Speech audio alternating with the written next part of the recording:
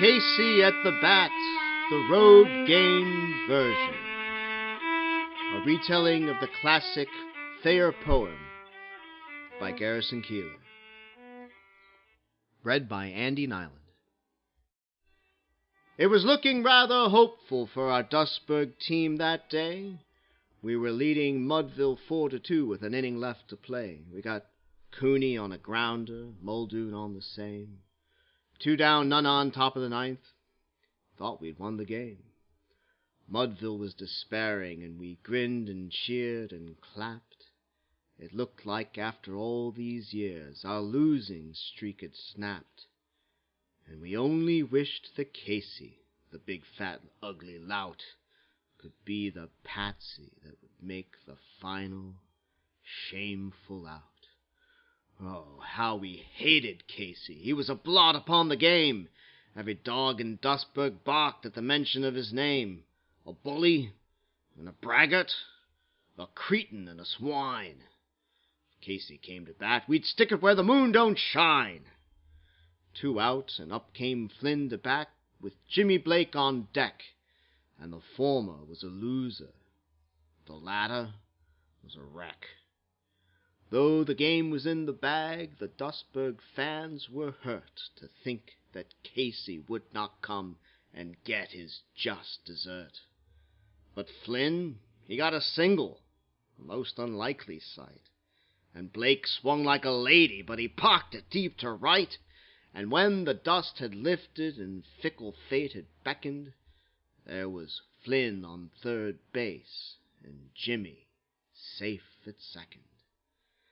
Then from every Dustburg throat there rose a lusty cry, "Bring up the slimy grease ball, let him stand and die!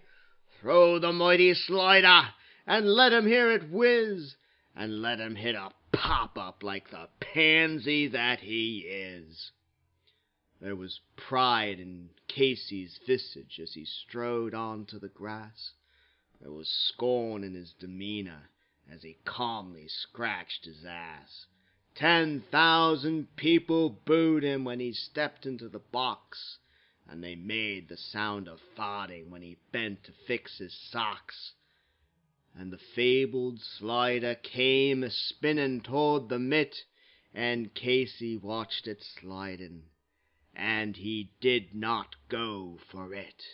And the umpire jerked his arm like he was haulin' down the sun, and his cry rang from the box seats to the bleachers, "Strike one!" 10,000 Dustburg partisans raised such a mighty cheer, the pigeons in the rafters crapped and ruined all the beer. "You filthy, ignorant, rotten bastard, slimy son of a gun!" we screamed at mighty Casey, and then came the second one. It was our hero's fastball. It came across the plate, and according to the radar it was going 98, and according to the umpire it came in straight and true, and the cry rang from the toilets to the bullpen, "Strike two!" 10,000 Dustburg fans arose in joyful, loud derision to question Casey's salary, his manhood, and his vision. Then while the Dustburg pitcher put the rosin on the ball, 10,000 people hooted to think of Casey's fall. Oh, the fury in his visage as he spat tobacco juice and heard the little children screaming vile and abuse. He knocked the dirt from off his spike, reached down and eased his pants. "What's the matter? Did you lose 'em?" cried a lady in the stands. And then the Dustburg pitcher stood majestic on the hill and leaned in toward the plate. And then the crowd was still. And he went into his wind-up. He kicked and let it go. And then the air was shattered by the force of Casey's blow.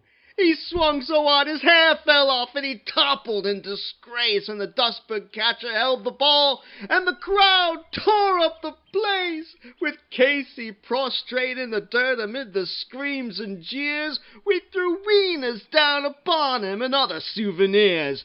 We pounded on the dugout roof as they helped into the bench. Then we ran out to the parking lot and got a monkey wrench and found the Mudville bus and took the lug nuts off the tires and attached some firecrackers to the alternator wires. We rubbed the doors and windows with a special kind of cheese that smelled like something died from an intestinal disease.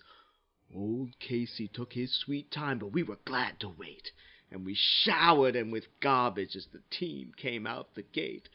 So happy were the Dustburg fans that grand and glorious day. It took a dozen cops to help poor Casey get away. We grabbed a hold of bumpers, and we rocked him to and fro, and he cursed us from inside the bus.